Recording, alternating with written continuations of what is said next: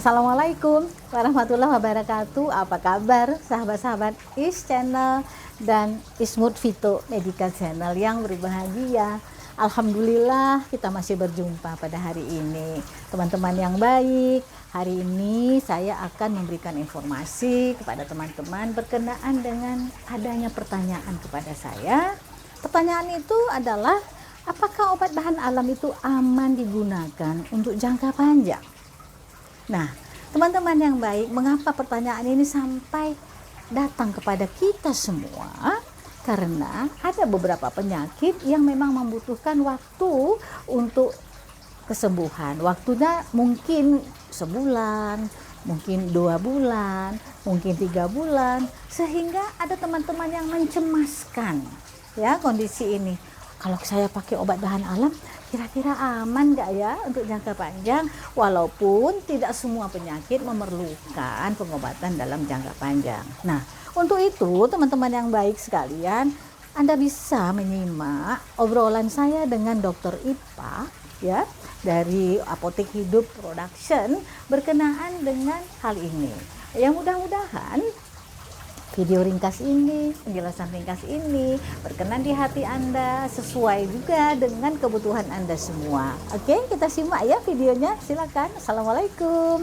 Assalamualaikum dokter, saya mau tanya, apakah obat herbal dapat dikonsumsi jangka panjang tanpa ada efek samping? Ini Bu, banyak sekali. Jangka panjang. Kalau nggak salah ya Bu Dokter nih, kalau saya salah juga mohon dikoreksi Bu Dokter. Biasanya yang membutuhkan pengobatan jangka panjang itu penyakit-penyakit yang degeneratif. Katakanlah ya, ini siapa tadi yang bertanya? Fadilah ya, Fadilah.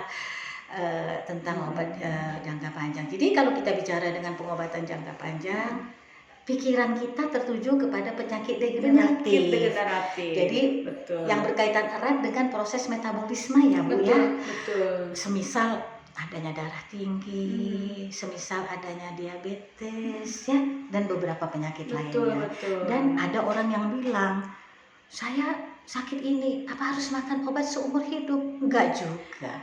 Tapi kebanyakan Bu, penyakit degeneratif dengan herbal sembuh, jadi tidak perlu pengobatan jangka panjang.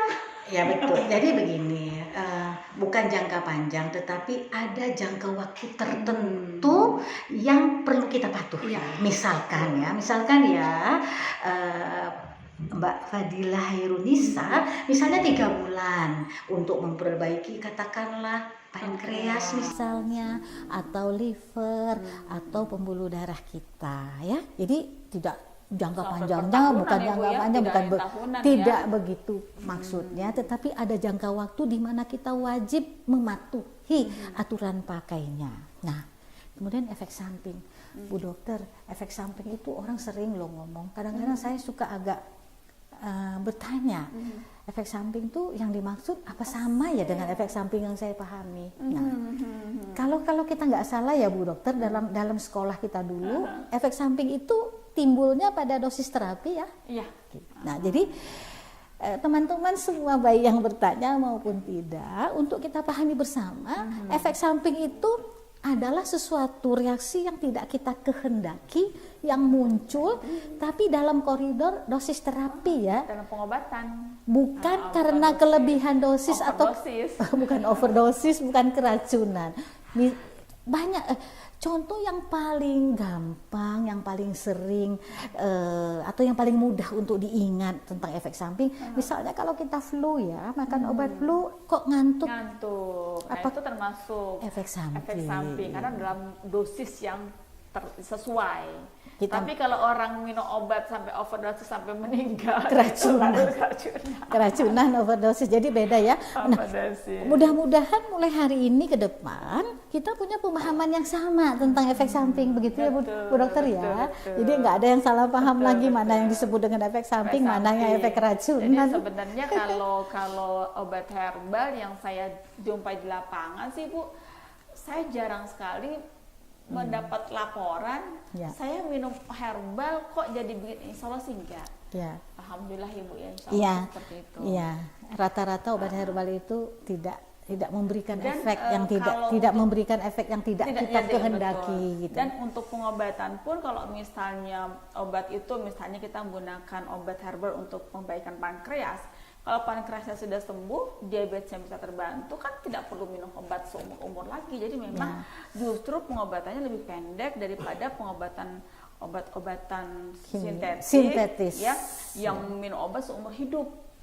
Ya, mungkin yang perlu kita sampaikan kepada teman-teman sekalian bahwa yang namanya pengobatan itu kan ada pengobatan yang menyembuhkan gejala, ada yang memang menyembuhkan penyebabnya. Jadi ada memang ya seperti itu. Yang kita harapkan adalah obat herbal ini mampu memang dia menyembuhkan sumber penyakitnya, bukan hanya menghilangkan gejala gitu loh. Ya, oke ya. Mudah-mudahan clear ya. Insya Allah mudah-mudahan paham ya. Ke obat herbal yang selain bermanfaat untuk kesehatan, tapi sekaligus ada manfaatnya juga untuk kecantikan. Misalnya obat herbal yang sekaligus untuk menghilangkan kerutan dan di kulit. Oh, ini sih mau awet muda ini.